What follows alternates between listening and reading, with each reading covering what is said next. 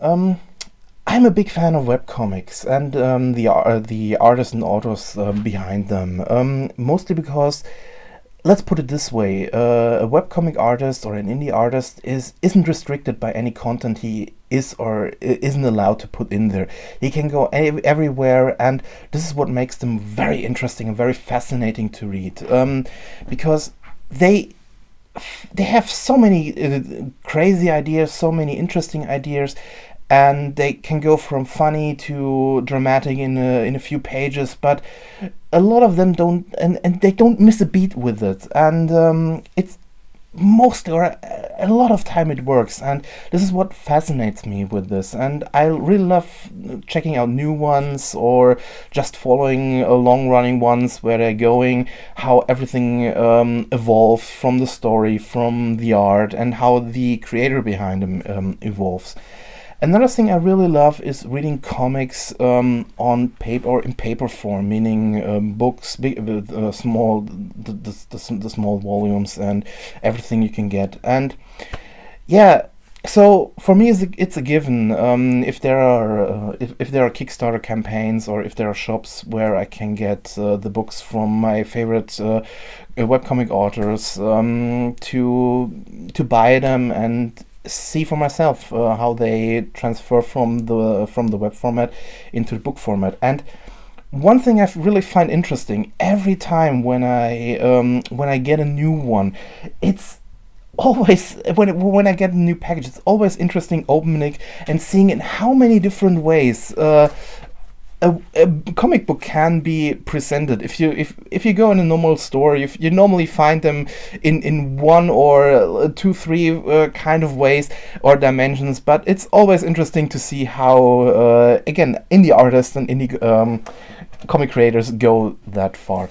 So I thought, why don't we take a look at some of them? Not in a way that we take a review, but just check them out. How much works for in book form, how much doesn't work, and what maybe could have been better done. Or yeah, let's just take a look at them. It's not kind of a review, and I don't give a final score in this case, but let's just check them out and yeah, see like I said, see how the transition to paper form worked. And I thought, let's start with the comic book that sorry, that inspired this video series for me, and also nearly pushed my number one of this kind of comic books from first place. I said nearly because there's one small thing I'm debating with myself if this was great. So yeah, but we will see. So yeah, let's take a look at Volume 1 and Volume 2 of FaLLEN by Ogawa Burukku.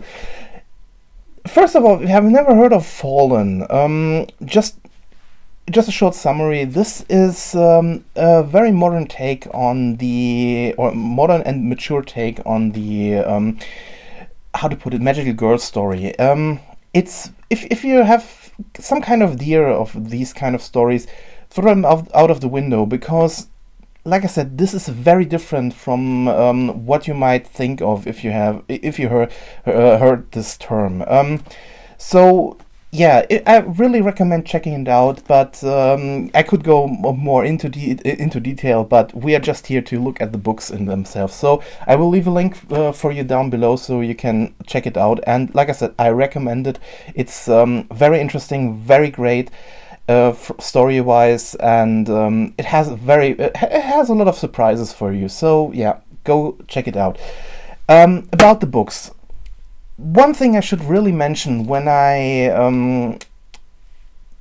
or the first thing I should mention when I take these out, they were funded with Kickstarter, both of them. And I wasn't on the first one, but when I saw that there was a second Kickstarter, I immediately jumped on it. So I got these two beauties in one package. I have never seen them before until a few weeks ago. I got them. And the first thing I should say, as I got them and got them out of the package, if someone gave me these books, or I saw them in a store or on some kind of shelf sitting, And someone told me that these books were put together from the story, from the art, from the way everything was put together for the printed format, from just one person. I would say you're kidding me, because if you take them, if you take them for you, they are so professionally made that some of the really professional made books, and I have a lot of them here on my side, and even even in a shelf over me. These books give them a run for their money in so many ways. They are really, really amazingly done in from the printer, from the way, from the alignment of the pages, from every extras that are in these books. So let's take a look what really is happening with them. And like I said, what the small thing is, I quite didn't like. So I will just talk about one, because the other one is exactly the same from the way it's done. And yeah, let's take a look. The first thing I should say, this might be a small thing, but I have seen it or I have seen a lot of indie artists that tried to print a manga or manga. Before someone says it, I don't care how it's pronounced. Sorry, it's I just pronounce it the way I've heard it the first time. So just before some angry comments come, the first thing they really struggle, and I don't think it's I don't know why, is that most of them forget one small thing for the Western audience. Like I said, it's just a small thing, but I kind of it's kind of grown on me in so many ways. The last page, how to read these books. Like I said, it's not. You don't need to put that there. And like I said, mostly fans of these books know how to read them. But yeah, for me, it's kind of please put it there. It's. It has to be there. Let's put it this way. It's like a tradition. Let's say it this way. So yeah, bonus points for putting this there. It's really fun. The second thing I really have to say, I really love how she how it works, that she didn't put the book isn't printed only in black and white. The comic is purely black and white. It's completely hand inked. Something that's really amazing if you see the drawings. What she's doing, it's fantastic. And the first pages, like all good good books this kind, are colored, and I have to say the coloring print is really great. I have to say the printer she's using a printer in Japan. Really, it's first class work. I can't stress this enough. Also really great thing to have some bio pages of some of the characters on the first pages before everything starts. Really great. Then of course the content list, and yeah, from there on the comic begins. If you read it, it's yeah, I try to show you something. Like I said, we have a lot of mature pages in there. Like I said, the whole comic is hand drawn, and the way she's inking, it's really she has a really great, fine way to draw everything, from the characters and so on, every detail, every small line. And I think especially the details, if you aren't careful enough with the printers, especially from the way I have seen some of her pages, they are a little bit bigger than here, like every good comic creator does it. And I think the transfer to the books, to the printed books, can fail in so many ways. But again, the printer did amazingly job. You can see everything. I hope the camera can spot it. It's sadly not the best camera for that, but everything looks really clear, crisp. Nothing, not one line that goes out of place. Everything works out really, really fantastic. So yeah, it's really beautiful. And the last part that really makes these books really fantastic, and again, things that I don't know why so many authors or artists doesn't do them, are like some last words or author notes, some details how pages are done, or something like extra comics at the end. It's let's put it this way, some contest art. So even if so let's put it this way, other artists have the possibility to shine, and yeah, even the special pages of the Kickstarter, everything is in there.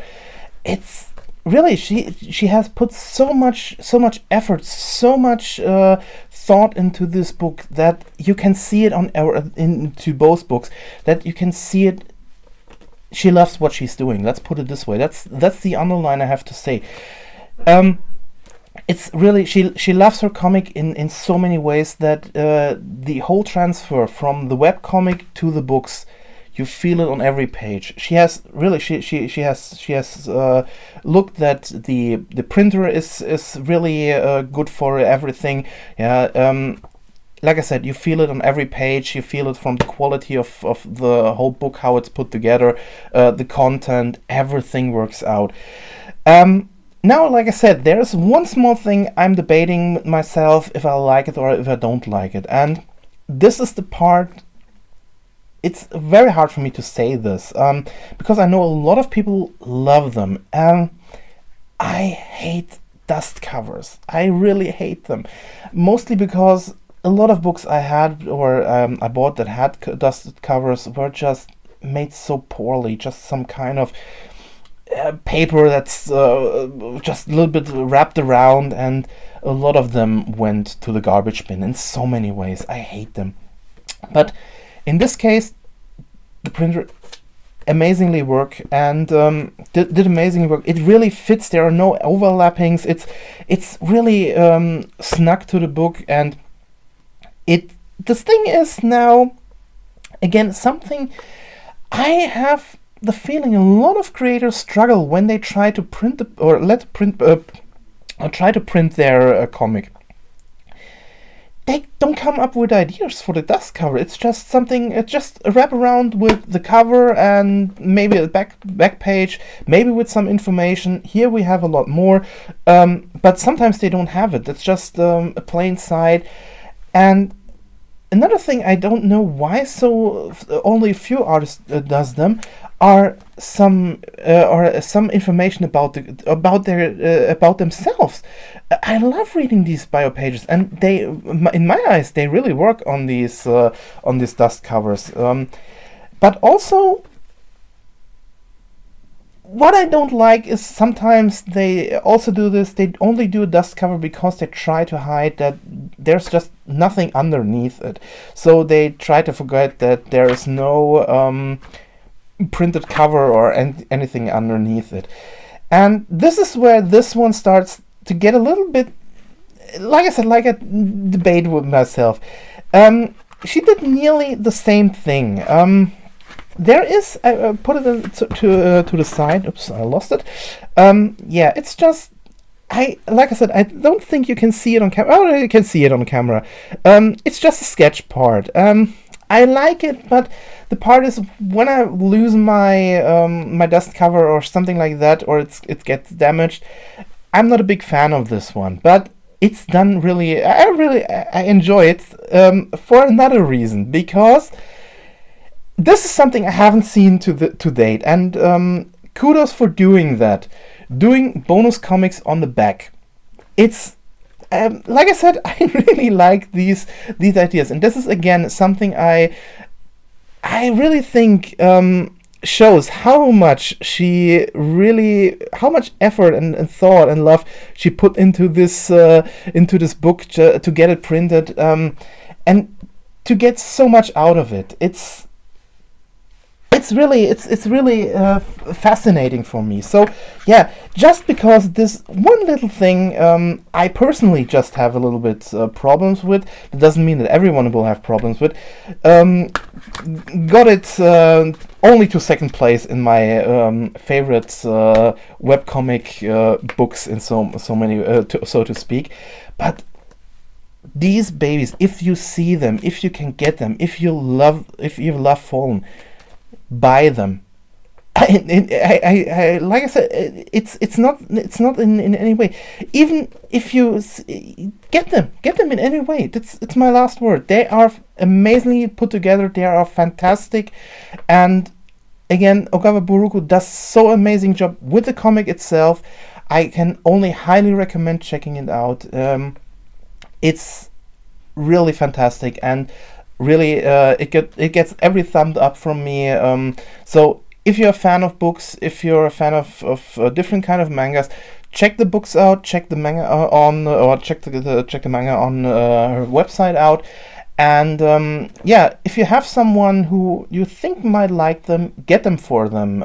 I have some people who checked it out, who read the comic online, who loved it, who just started reading the books and want more. So yeah, check it out, and yeah, let's see what I will come up next time. So thanks for watching, and goodbye.